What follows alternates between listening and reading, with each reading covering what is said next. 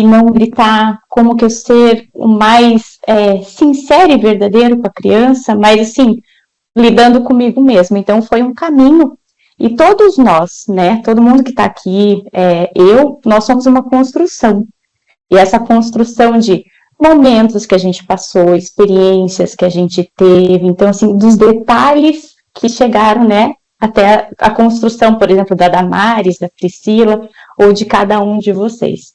Então, nós somos uma construção de pequenos detalhes, né? Então, e é esse o convite que eu faço para vocês hoje.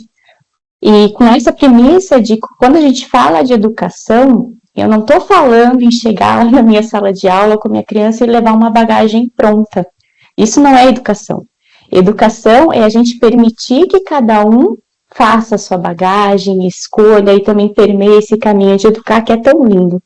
Então é isso, eu acredito nessa educação de detalhes, eu vou contar um pouquinho mais para vocês, só que antes eu quero contar uma experiência, deixa eu só passar aqui, uma experiência que eu tive recentemente com as minhas filhas, porque aqui em Portugal agora é época de férias, é verão, então enquanto vocês estão aí, né, o Brasil é imenso, então assim, tem uns que estão no inverno, tem uns que estão já no calorzinho, mas assim, a gente saiu para acampar, né, então eu nunca tinha ido acampar, então foi uma experiência incrível, e numa dessas noites a gente falou, vamos ver o céu estrelado, então vamos, então a gente caminhou, a gente levou nossos tapetinhos, a gente desligou as lanternas, e a gente deitou e a gente se permitiu estar ali, né, porque a gente pode muitas vezes olhar para o céu e falar, as estrelas, que lindo, né, naquela correria do dia a dia.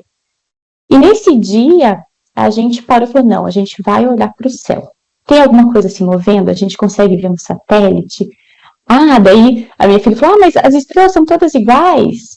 Será que são todas iguais? Né? Elas têm massas diferentes, temperaturas diferentes, tamanhos, idades diferentes, composição química, né? Estágio evolutivo diferente, né? E essa foi a nossa discussão ali sobre as estrelas. E na segunda vez que a gente foi acampar, a gente levou um telescópio. E foi muito legal, que eu nunca tinha visto Saturno, sem ser nos livros, né, de geografia ou no vídeo do YouTube. E a gente viu Saturno. E daí minha filha olhou para mim e falou assim, nossa, mas parecia uma estrela, né? Então, assim, a partir daquele momento, a gente começou a conversar como nós somos uma multidão de estrelas. E cada uma com o seu brilho, cada uma com o seu tamanho, cada uma com o seu jeito e cada um num estágio diferente. Então não dá pra... Isso aí é a mesma coisa que eu tô falando para vocês, que é a mesma coisa do que quando a gente se deparar com as crianças. As crianças, né? Então assim, olhar para as crianças é como olhar para as estrelas. Se a gente olhar rápido, a gente não consegue captar tudo que elas já são, né? Então se a gente precisa de um telescópio e tempo para ver as estrelas, por que achamos que basta conhecer a criança por fora para poder educá-la? Né? Então, é isso que é a educação dos detalhes. Eu afinar meu olhar, pegar meu telescópio, aprender a olhar para a criança que está na minha frente, né? Que ela não é né? Porque a gente fala assim, por exemplo, numa sala de aula, aquela criança me dá muito trabalho, aquela criança é mal educada, aquela criança não sei o quê. Às vezes a gente olha só essa casca, esse comportamento, e a gente não sabe que a criança é muito mais do que aquilo. Todas as crianças são estrelas. Então, o convite hoje é para a gente afinar esse olhar e distinguir um pouco, fazer esse paralelo entre se a educação é só o que eu vou ensinar ou o que vamos aprender juntos. E se você perguntar, eu acho que aqui nessa sala, acho que todo mundo vai responder quase a mesma coisa, se a gente perguntar assim, por que a gente vai para a escola? A gente vai para aprender. Eu nunca ouvi uma resposta de alguém falando assim, eu vou para a escola para tirar notas boas, né? Não é. Todos vão para a escola para aprender, para se desenvolver. E quando a gente fala ali, a primeira parte que eu falei, né, a educação dos detalhes, ela permeia o afeto. Porque o afeto na educação é essencial, porque é aquilo que faz a gente atribuir sentido ao aprendizado. Então, a gente pode dizer assim que o afeto é a cola da memória. Então, tudo que eu vivencio, tudo que eu experiencio, tudo isso vai virar, né, emoções, vão virar comportamentos, vão virar sentimentos. Então, a gente não pode falar de educação sem falar de afeto. E eu não posso falar de educação sem sair da minha visão, né, e sem ir de encontro da visão de mundo que aquela criança tem. Então, assim, quando a gente fala em educar, a gente está falando em se permitir encantar pela vida como as crianças se encantam diariamente, né? Então, nada mais importante do que esse movimento, a experiência, a emoção, a memória, o comportamento, e daí vem a aprendizagem. Então, não é aprendizagem antes. Antes de tudo, no começo de tudo, vem o afeto, vem o acolhimento, vem você olhar para aquela criança que está na tua frente. E essa frase eu gosto muito, porque do Gordon, ele fala assim, crianças aprendem mais quando gostam do seu professor e quando sabem que o seu professor gosta delas. Eu acho que é uma felicidade a gente encontrar professores, né, e eu vejo os professores que me marcaram foram aqueles que de algum jeito tocaram no meu coração, fizeram eu querer aprender aquilo, estiveram do meu lado nos bons e nos maus momentos, né. Então, a gente sempre tem que pensar em 3 coisas que são nutritivas para o ser humano, principalmente para as crianças, né? Isso aí, lógico, que vai para a vida toda, mas são 3 coisas: afeto, carinho e atenção, que não pode faltar, né? Então, as crianças crescem melhor quando elas são amadas. E é justamente na primeira infância, os anos iniciais, que vão ser estabelecidas todas as bases e estruturas para a vida dessa criança adulta. E outra coisa que eu esqueci de falar ali, se a gente for pensar assim, nessa questão da primeira infância, de como ela é tão importante, porque que ela é a base do ser humano, 70% do cérebro se desenvolve antes dos 3 anos. Então, começa a se formar, se desenvolve, só que até os 5 anos o cérebro chega a 90% do tamanho, né, que ele vai ter na vida adulta. Mas isso não significa que o cérebro está totalmente desenvolvido. Porque a gente já sabe pelos estudos que é até os 24 anos que o cérebro se desenvolve. Então, quando a gente fala de cérebro infantil, de neurociência, de educação, a gente tem que saber que aquela criança está se desenvolvendo, né? E ela tem muito mais interesse ali de aprender e descobrir pelas mãos do que só apenas sentado dentro de sala de aula, né? Então, assim, as crianças, principalmente as menores, elas deveriam estar fora da sala de aula, na natureza, no parque, brincando, né, para poder se desenvolver bem, porque esse movimento, a gente fala de movimento como imperativo de vida da criança, né, então a gente precisa saber que criança pequena precisa de movimento, então assim, eu preciso levá-la para fora, e assim, quando a gente fala de movimento, a gente tem que tomar muito cuidado, que tem gente que fala assim, mas a criança brinca na educação física. Educação física é um jogo que tem alguém guiando. As crianças precisam de brincadeiras livres para trabalhar toda a curiosidade, trabalhar equilíbrio, coordenação motora, relacionamentos sociais. Então, esse brincar livre é muito importante, né? Então, aqui eu coloquei de volta que o afeto é a fita isolante do aprendizado para a gente saber que ele é totalmente necessário e não dá para a gente separar. Natureza, movimento, criança e educação. Elas são uma coisa só.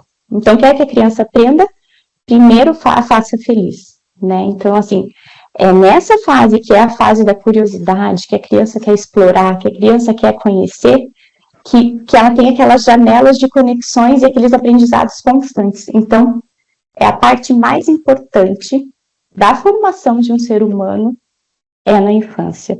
Então, se a gente pensar que é ali que todos os degrauzinhos do vir a ser está sendo construído. Então, é muito importante a gente pensar nessa questão e cuidar desses detalhes, né? E aqui eu trouxe um pouquinho sobre Maria Montessori. Ela fala muito do trabalho do adulto e do trabalho da criança, e ela distingue isso muito bem, porque ela fala assim, que o adulto, o trabalho dele é terminar coisas.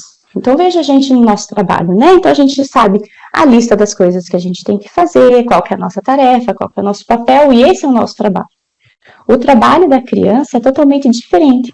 O trabalho da criança é se construir. Então, enquanto o adulto termina coisas para fora, a criança, ela se constrói por dentro. Então, mais do que escutar, a criança precisa experienciar. E aqui eu coloquei essa foto dessa criança, porque muitas vezes eu já fiquei em sala de aula há 20 anos Então, muitas vezes eu tive aquelas questões, mas tá chovendo, mas tá frio, não vamos levar a criança lá fora. E, na verdade, quando a gente começa a ver outras formas de educação, a gente fala assim, gente, não é o tempo que está ruim, é a roupa que está inapropriada. Então, a criança pode brincar se ela tiver essas condições, se estiver preparado, e é um trabalho constante, né? E se a gente for ver agora, assim, a criança enquanto brinca, eu acho que todos vocês já perceberam isso. A criança gosta de repetição. Então, ela vai lá, sobe um degrau, desce o degrau. Ela sobe, ela desce. Ela sobe e ela desce. Então, ela repete esses processos porque ela está construindo a aprendizagem que é importante para ela. E Maria Montessori fala que toda criança tem esse guia interior, que nada mais né, o guia interior é uma poesia, fala assim, né, mas o guia interior nada mais é do que a biologia da criança falando para ela o que ela tem que fazer, onde que ela tem que ir, o que ela vai testar, o que ela vai descobrir, essa curiosidade, tudo. Tudo faz parte dessa fase inicial da criança e que é muito importante. E geralmente a gente escuta, né, mas as crianças não prestam atenção nunca, né, as crianças não param para prestar atenção. Na verdade, bem na verdade, é totalmente o oposto. As crianças são exímias, elas olham os detalhes, elas param, elas não têm essa pressa que a gente tem. As crianças são super sensíveis para tudo o que cerca elas. Não pode ver se sai com uma criança para caminhar ou fazer alguma coisa, quer olhar a folhinha, ela quer olhar a formiguinha, ela olha para a natureza tão maravilhada que eu sempre, quando vejo isso, eu fico pensando, nossa, quantas construções internas ela está fazendo, de toque, de cheiro, da parte sensível dela ali, né? Então, os bebês e os alunos são os maiores cientistas do universo, porque esse é o trabalho deles é brincar e se construir. Então, se a gente tiver esse olhar, que a criança, ela está todo dia trabalhando para se construir, a gente vai sair daquela visão, né, que, eu sei tudo que você tem que aprender, né? Não, na verdade, a gente tem que caminhar ali como um tutor e um guia com essa criança, porque isso é muito importante. E eu trouxe um outro fato aqui para conversar com vocês. Gente, eu sinto muita falta de olhar a cara de vocês, o rostinho de vocês. Que a gente fala de afeto, né? Mas eu queria ver a carinha. Eu tô aqui com o meu celular. Vocês podem abrir a câmera, pessoal. Abrem a câmera. Só o microfone que eu tô pedindo para deixar o microfone desligado. Só a professora falando. Vocês podem abrir a câmera, né? É tão bom ver vocês, porque fica uma coisa, né? A gente tá falando de abrir afeto, a câmera, gente. Vamos abrir a câmera. Não fiquem com vergonha. É só o microfone que tem que deixar desligado, senão dá barulho. Professora. Professora, até agora eu não consigo entrar nesse link que a senhora manda. Agora que eu consegui entrar no link. Sueli, então, graças a Deus que você conseguiu. Que porque a internet, às vezes, internet? sua casa, ela não tem uma conexão muito forte. Aí a pessoa fica rodando e não entra. A nossa. Eu quase quero no celular, porque não entrava. Tá bom. Coloca tá bom, obrigado. Conseguiu. Viu, gente? Tá, obrigada. Não é para mostrar o rostinho de vocês. Ai, que bom. É muito bom ver que a gente se sente mais próximo, né? Quando a gente vê o rostinho de todo mundo, assim. Mas, então, o que eu queria conversar com vocês sobre essa pressa do mundo adulto em querer que a criança faça as coisas rápido, né? Então, a gente tem uma cultura que é a cultura da interrupção. Se você for pensar, toda hora a gente está com os nossos celulares no bolso, qualquer bip, qualquer coisa, a gente vai, a gente olha, a gente vê. E essa questão de querer antecipar, né? E eu trouxe de volta essa frase da Maria Montessori porque ela fala de como a gente interromper uma criança que está num processo criativo é prejudicial. Eu não sei vocês, mas se eu estou trabalhando, estou fazendo as minhas coisas, e toda hora vem alguém falar comigo, eu perco o foco e eu preciso de mais tempo para fazer isso. Chega uma hora que a gente cansa, né? Estou aqui, estou tentando ir, alguém fala comigo. Com as crianças é a mesma coisa, né? Então, a mente demora um pouco para desenvolver interesse, para entrar em movimento, para se aquecer num tema e atingir um estado produtivo. Se nesse meio houver interrupção, não somente um período de trabalho é perdido, mas a interrupção também produz uma sensação idêntica ao do cansaço. Aqui a Maria Montessori estava falando do trabalho infantil, que é brincar, né? Então, veja assim, às vezes a criança começa a brincar, daí a gente fala assim, deixa que eu te ensino como faz isso. Não, faz desse jeito aqui que é mais fácil. Então, às vezes a criança nem pediu a nossa ajuda, ela está lá explorando aquela atividade, ela está lá brincando e a gente está já querendo antecipar os desafios dela e mostrar. Não, então se a criança não pede a nossa ajuda naquele momento, ela está totalmente focada e concentrada naquilo, aquilo está importante para ela, né? E Maria Montessori ainda fala que a gente não deve ajudar uma criança que ela acredita que é capaz de fazer alguma coisa até o fim. A gente pode ficar ali perto, mas a gente também tem que respeitar esse momento. Então aqui quando ela fala que quando esse trabalho ele é interrompido, faça assim, faça desse jeito, agora sim, não use isso, faça do meu jeito, não sei o que, isso aí vai gerando essa sensação de cansaço. Veja, assim, nós adultos, que já temos nosso cérebro desenvolvido, a gente fica cansado quando toda hora somos interrompidos, imagine com as crianças que elas estão aprendendo a ser no mundo, né? Então, para elas precisam mesmo desses momentos de foco total, né? Então elas precisam desse tempo e nós precisamos encontrar esse caminho ao mesmo tempo, né? Porque a gente também veio de uma educação que toda hora apontava, faça isso, faça aquilo, sente, levante, fale, pode ir, não pode ir. Então, eu sempre falo que educar, a gente primeiro se educa e depois educa a criança, né? Então quando a gente começa a entender que aquilo não faz mais sentido, eu mudo em mim para depois mudar na minha forma de educar. Né? Então, se a gente não pode, por exemplo, assim, eu sempre me peguei nisso, né? Às vezes eu estava em umas escolas que eram muito tradicionais, e o que eu sempre pensava era o seguinte, eu não posso mudar a metodologia da escola, mas eu posso fazer diferente no círculo que me compete, que é a minha sala. Então, na minha sala, eu vou fazer diferente, e às vezes é aquele trabalho de formiguinha, né? Então, daí você fala com alguém, daí você faz uma palestra, daí você estuda e fala, nossa, aquilo é importante para a criança, vamos tentar. Né? Então, a gente não precisa pensar, quando a gente fala, né, de educação, a gente não precisa pensar no grande globo. A gente tem que pensar qual ação minha que eu posso fazer para mudar o pouquinho que quer que seja, né?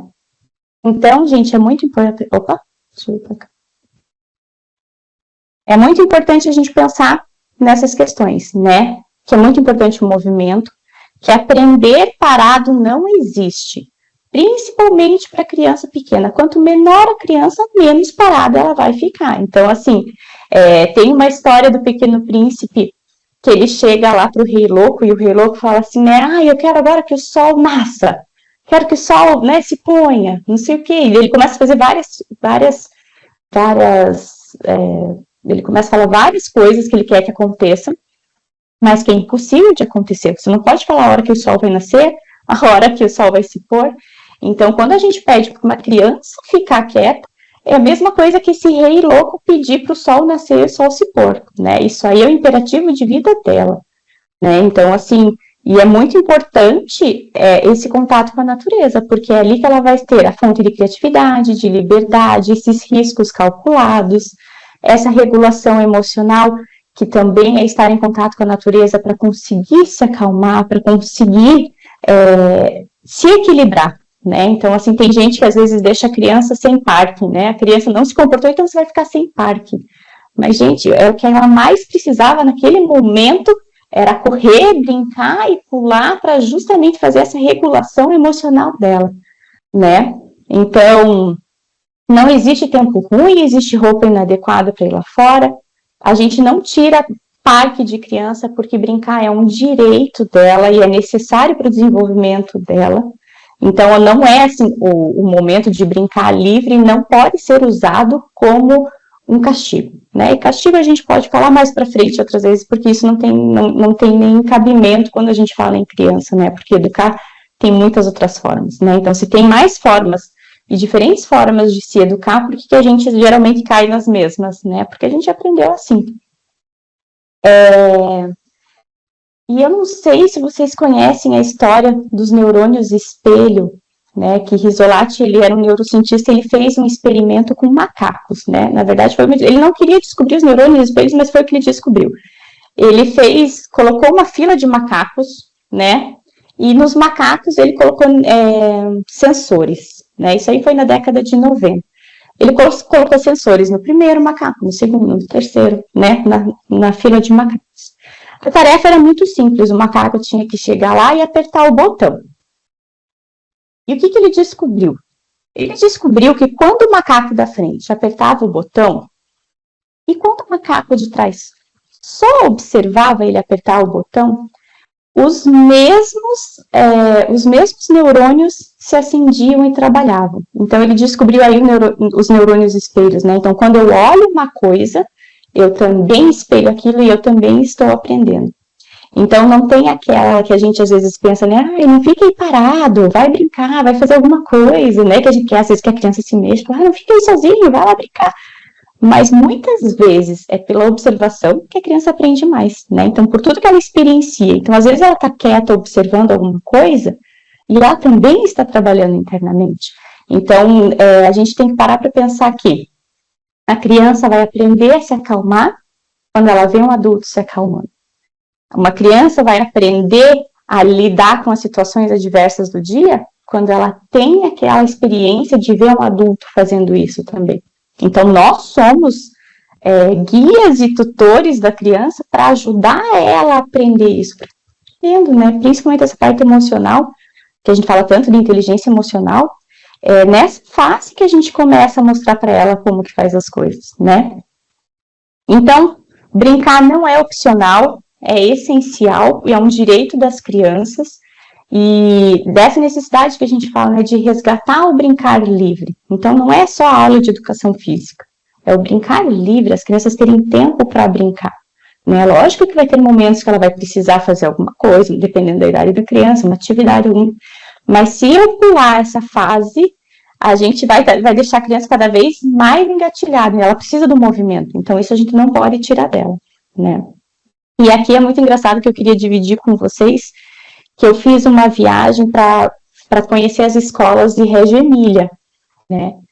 E eu era aquela professora, quando eu me formei, eu lembro que eu falava, nossa, eu quero fazer, eu quero falar, eu quero não sei o quê. E quando eu cheguei nessa escola, eles tinham, assim, nos espaços da escola, vários espaços montados, já os territórios, que eles chamavam, com atividades desafiadoras para as crianças. E o que me chamou a atenção foi ver aquelas professoras nos cantos paradas, só observando. Falei, gente, para mim era muito estranho aquilo, porque eu sempre fui aquela criança de sentar junto, aquela professora, né, de sentar junto, de brincar, de construir, de conversar, isso é muito importante sim, mas naquele momento eu aprendi que mais do que querer falar, mostrar e cutucar ali, a gente precisa aprender a observar. Porque é nessa observação que a gente vai ver o aprendizado da criança de um jeito que a gente não conseguiria ver se a gente estivesse toda hora interferindo. Então, a gente, às vezes, ir para um parque e levar um bloquinho para anotar, aquela criança, ela gosta muito desse tipo de atividade. Aquela criança gosta desse tipo de atividade. Isso aí gera na gente, traz para a gente, como se fossem umas plaquinhas no meio da estrada, para quando a gente precisar falar com aquela criança, a gente já sabe qual é o caminho para ela. A gente consegue chegar até ela porque a gente aprendeu a observar o que para ela é importante. Então, aquilo lá eu sei que foi uma virada de chave no meu jeito de olhar, porque a observação era uma coisa que eu sabia que era importante, mas quando eu vi na prática, eu falei, é isso. Né? Então, assim, geralmente, quando eu era professora no início da minha carreira, então, assim, quando eu via uma criança tentando fazer uma coisa mais difícil, eu ia lá e impedia. Ela, não, faça assim. Se eu via uma criança repetindo muita coisa, tá, agora vamos, tá na hora de ir. Né? Então, às vezes a criança tá num desafio, a gente quer ajudar. E foi nesse momento que eu falei, gente, calma aí. Se eu tô toda hora impedindo ela de tentar alguma coisa, interromper, tô ajudando. Será que eu tô ajudando? Ou eu tô interferindo no processo de aprendizagem dela?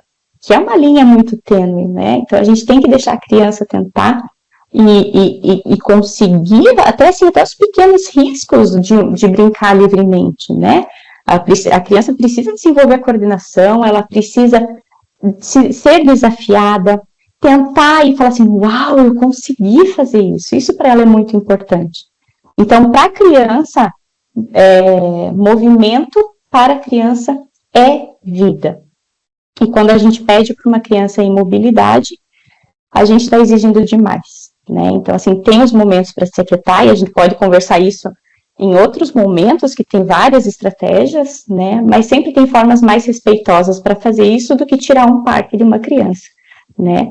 E se a gente for pensar assim, pegar, já que a gente está falando de natureza, dessa questão toda importante e evolutiva da criança, a gente não pode chegar lá para uma muda de árvore e falar, ó, não cresça, eu decidi que você não vai crescer, tá? Então fica aí parada, né? Se eu fizer isso, é como se eu tivesse, então, em vez de pegar isso, eu vou fazer um bonsai, né? Que num bonsai, aquelas árvores pequenininhas, a gente consegue retorcer o desenvolvimento, a gente consegue desviar o caminho, em vez de ela se tornar uma árvore frondosa, ela fica ali esteticamente uma árvore menor. Não é isso que a gente faz com as crianças, né? A gente tem que permitir que elas cresçam do jeito que elas são, com o melhor que elas têm, desenvolvendo e potencializando essas virtudes dela, né? Então, assim, quando a gente observa o que a criança gosta, o que a criança repete, esse já é um caminho para o coração dela. E é esse detalhe que importa. E a natureza revela a nossa capacidade de nos maravilhar. E as crianças, gente, quem tem a alegria de ter criança perto, ou de trabalhar com criança, a gente sabe que elas são experts nisso, né? Então, quando uma criança, ela não pode ter esse contato com a natureza, ela fisicamente é uma geração mais prejudicada, né? Então, a gente está numa era, principalmente agora, que a gente vê que as crianças preferem brincar onde tem tomadas para ligar os seus tablets, os seus celulares, os seus, né, dispositivos, do que lugares onde tem árvores. E isso tem até, eu quero depois passar para a Priscila, eu passo os nomes de uns livros muito bons, que fala que essa geração, ela tá vindo agora uma geração mais ansiosa, né? Então tem um aumento de transtornos, de déficits, as crianças estão com menos equilíbrio emocional. Então, resgatar a infância na natureza é urgente e é papel de todo mundo que trabalha com educação, porque não tem como separar criança e natureza. E a gente está vendo cada vez mais esse espaço ficar maior, né? E tem um livro que é A Última Criança na Natureza, que eu até trouxe ele aqui, deixa eu ver se vocês conseguem ver. Depois eu passo para a Priscila, tá, Priscila? Daí você passa para quem quiser. Mas esse livro aqui, ele fala desse déficit de natureza não como um nome médico, mas ele fala que as crianças agora estão usando menos os sentidos dela. Então, pense assim, antigamente a gente ia para a natureza, pode ver quando a gente vai para uma natureza, né? A gente tem todo aquele contato com os sentidos, a gente sente, a gente ouve, a gente toca, a gente brinca, a gente vive, a gente sai de lá outra, né? Parece que a gente trocou a bateria quando está na natureza. E as crianças que não estão indo, então elas estão desenvolvendo menos esses sentidos na natureza, estão com dificuldade de atenção, está aumentando o número de doenças físicas e emocionais. Então, não tem nem o que falar que as crianças ganham quando estão na natureza, biologicamente, cognitivamente e emocionalmente. Então, a gente tem que voltar para esse encontro para a natureza.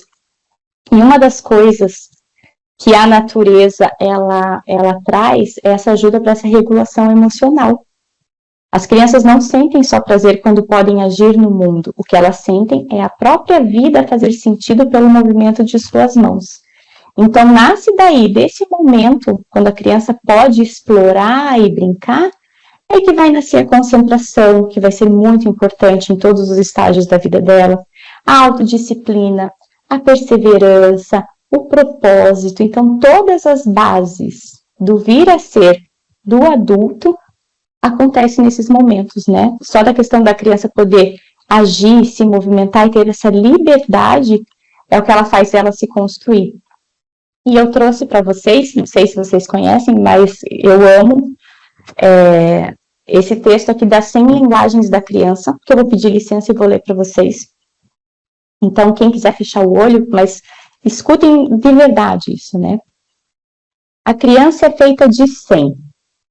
A criança tem 100 mãos, 100 pensamentos, 100 modos de pensar, de jogar e de falar. 100. Sempre 100 modos de escutar, de maravilhar e de amar. 100 alegrias para cantar e compreender. 100 mundos para descobrir. 100 mundos para inventar. 100 mundos para sonhar. A criança tem 100 linguagens. E depois 100, 100, 100. mas roubaram-lhe 99. A escola e a cultura lhe separam a cabeça do corpo. Diz-lhe, de pensar sem as mãos, de fazer sem a cabeça, de escutar e de não falar, de compreender sem alegrias, de amar e de maravilhar-se só na Páscoa e no Natal. Dizem-lhe, de descobrir o mundo que já existe e de sem roubaram-lhe 99. Dizem-lhe que o jogo e o trabalho, a realidade e a fantasia, a ciência e a imaginação, o céu e a terra, a e o sonho, são coisas que não estão juntas. Dizem-lhe, enfim, que a 100 não existe. A criança diz, ao contrário, a 100 existem. Então, uma escola, ela precisa ser um lugar para todas as crianças, não com base na ideia de que todas são iguais, mas de que todas são diferentes. E quando a gente trabalha com criança num ambiente coletivo, é um desafio diário a gente procurar ver a individualidade de cada um. Porque isso toma tempo, né? Mas cada vez que a gente vai fazendo coisa diferente, olha, dessa vez eu quero observar aquela criança. Dessa vez eu vou levar eles para o parque, dessa vez eu vou estar presente, dessa vez eu vou preparar um espaço. Tudo isso vai transformando a nossa prática, né? Porque a teoria é muito importante, mas é a prática que vai mostrando esses caminhos.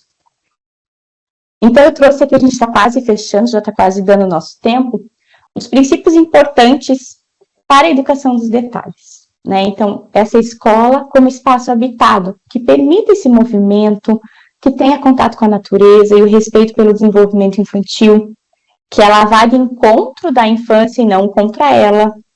Aprendizagem como ato coletivo, então todos são importantes, não é o professor sabe, o aluno escuta e obedece, né? Todos são importantes. O que a gente vai construir junto? Respeito às diferentes linguagens, porque tem sim crianças que são mais, tem aquela linguagem mais visual, aquela artística, então as crianças são muito diferentes, então não dá para pôr tudo num pacote e chamar aula, né? Então tem que ser uma escola aberta, livre, habitável e educar pela curiosidade. E para terminar, para a gente sempre lembrar que poucas coisas são mais urgentes do que a criança que está na sua frente. Educar é uma demonstração de afeto. Quando não souber o que fazer, ame. Então, para encerrar, a primeira coisa assim, que eu desejo para vocês, esse olhar do sim, esse olhar de curiosidade para a criança, de saber que as crianças têm muito mais do que o comportamento delas estão nos mostrando. Então, que a gente tenha esse olhar aberto, atento, focado no que realmente é essencial para a criança. Porque quando a gente encontra esse caminho, a aprendizagem acontece. Então, eu tenho certeza que a partir do momento que a gente começa a olhar para isso, a gente consegue fazer a diferença, e eu acredito muito que vocês vão conseguir fazer a diferença nos olhares daquelas crianças que, por sorte, encontrarem vocês no caminho. Então, que a gente consiga ser esse agente de mudança, que a gente mostre que a educação, sim, dos detalhes, é o que vai transformar aquela criança, que vai dar vida para aquela criança, que vai mostrar o caminho para aquela criança, que a gente vai caminhar com ela e não contra ela. Então, agradeço a todos vocês que estão aqui. A Priscila, a gente combinou, né, Priscila? Palestra, que delícia de palestra. Puxa vida, a gente vai voltar mais vezes, né? Eu vou pedir para quem tiver alguma pergunta, quiser falar alguma coisa com a professora, só levantar a mãozinha. Gente, eu já tenho aqui o resultado também, antes de vocês começarem, eu já tenho aqui o resultado do ganhador da Bolsa de Estudos. Quero ver se a pessoa está aqui. Se não tiver, eu vou fazer, né, outro sorteio. Ailton Santos de Oliveira, está? Se ele tiver, levanta a mão, grita, fala que tá. Senão eu vou ter que fazer outro sorteio, viu? Professora, que palestra maravilhosa. Falou com tanta sabedoria, trouxe tanta paz para mim, né? Eu tenho certeza que levou para os alunos também. Que palestra gostosa, foi tão assim leve, né? Porque às vezes a gente lidar com palestras muito cansativas, né? Não pontuais, e você foi tão objetiva e deixou uma mensagem de paz para todos nós, né, alunos? Eu tenho certeza que todo mundo adorou. Gente, esse aluno está aqui na sala para a gente começar as perguntinhas para a professora, pode levantar a mão. eu quero saber se esse aluno tá. Se não tiver, eu vou colocar, sortear outro aluno. Ele não está? O Ailton Santos de Oliveira não está? Não. Eita, e aí, Ailton?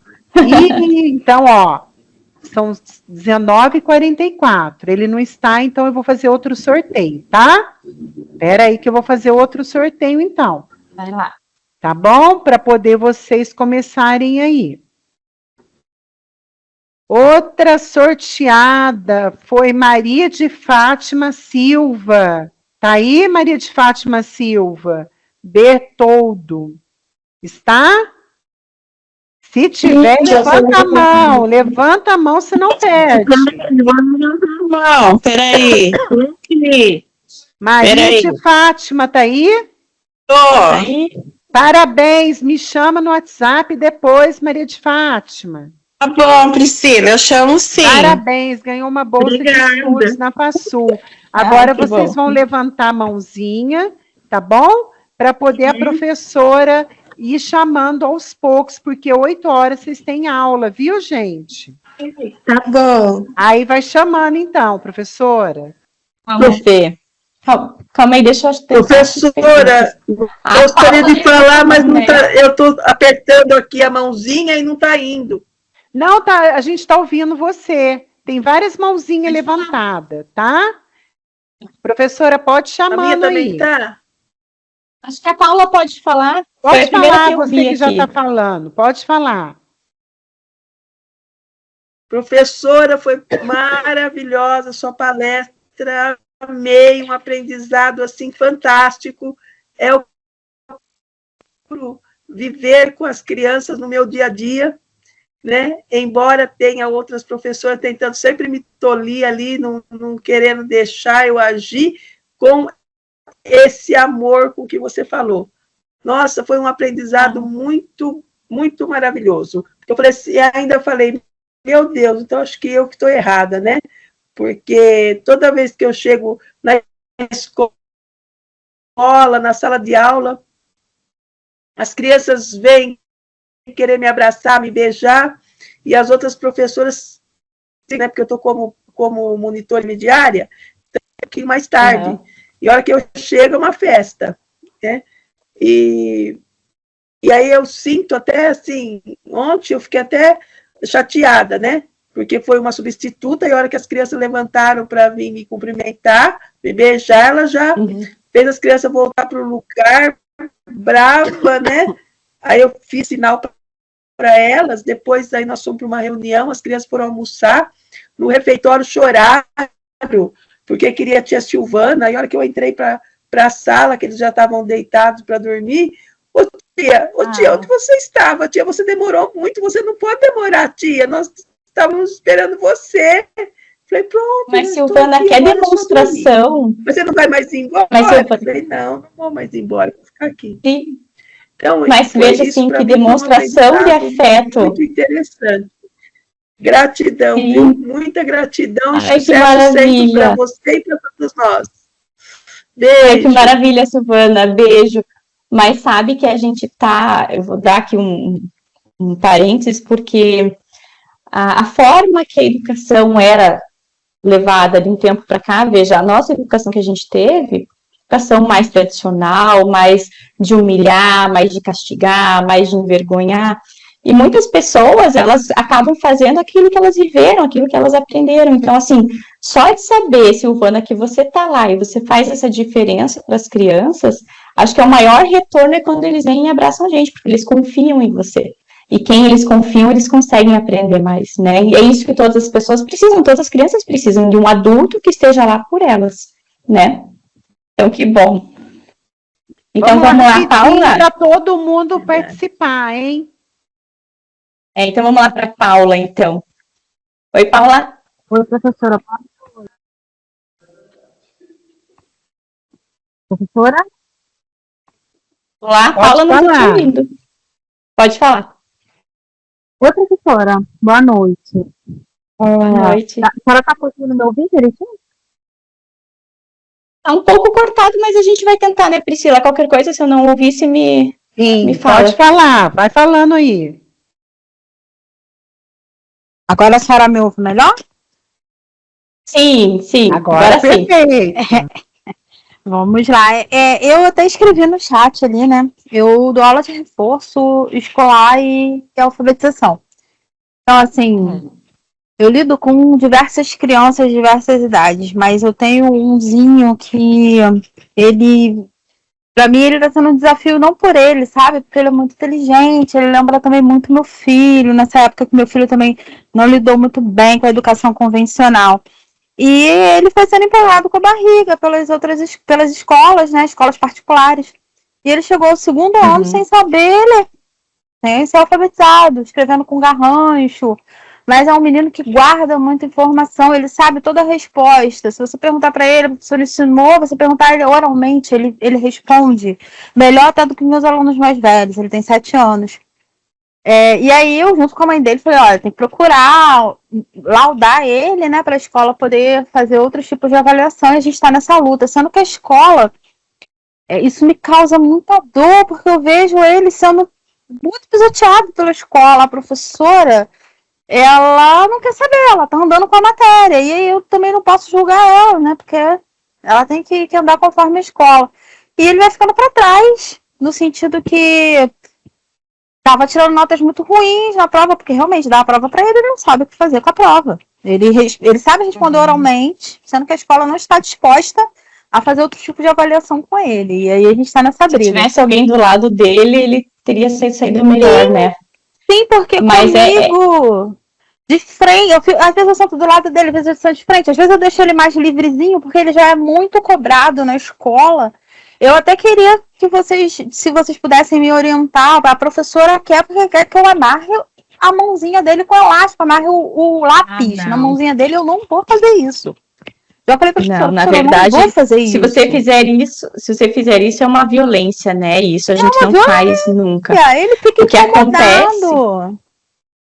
Não, e assim, você vai estar lesando uma criança, né?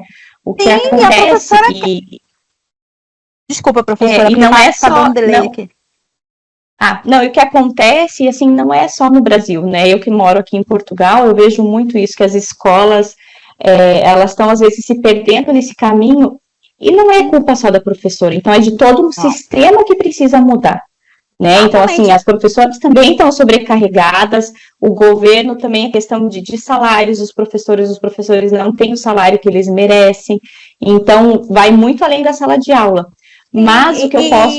Assim, sorte dessa criança é ter você. Sorte dessa criança é ter você. E a mãe dele é maravilhosa, a mãe dele acompanha muito, a mãe dele tá ali, batalha por ele tá fazendo fono, tá fazendo psicopedagoga, tá fazendo exames caríssimos, para poder ter um laudo da escola. E assim, e agora o que eles estão fazendo com a mãe, que assim, eu também não acho tão ruim, mas eles querem reprovar ele. Ele não tem condições de ir pro 3º ano, apesar de ser extremamente inteligente, mais inteligente. Ele sabe a matéria até mais do que meus alunos já estão no 4º ano. Ele sabe coisas do 4º ano. Ele só não sabe escrever.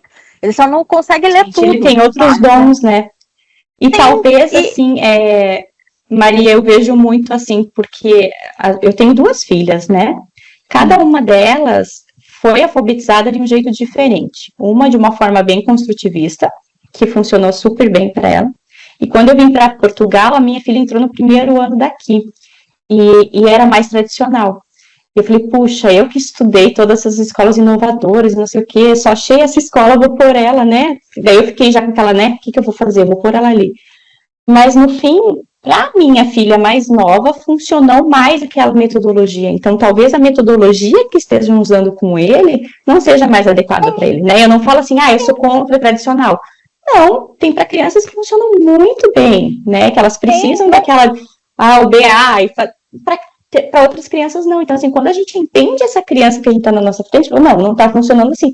Se não está funcionando, por que eu vou reprovar ele para fazer de volta a mesma coisa? Pois é. Né? Não posso mudar a minha metodologia. Então isso, né? Não tem um olhar individual para ele. Eles não querem saber de ajudá-lo. Eles querem saber que o Emanuel, ele não consegue, ele não tem competência para o 3º ano e eles querem reprovar. Eu falei para ela, se você continuar nessa escola, deixa eu reprovar. Se você não quiser que reprove, vamos tentar outra escola, vamos tentar os laudos, vamos tentar outra escola. Outra abordagem, coisa, porque às vezes é isso que ele precisa de uma outra metodologia, de uma outra abordagem. Quando ele tenta vocês mudarem isso.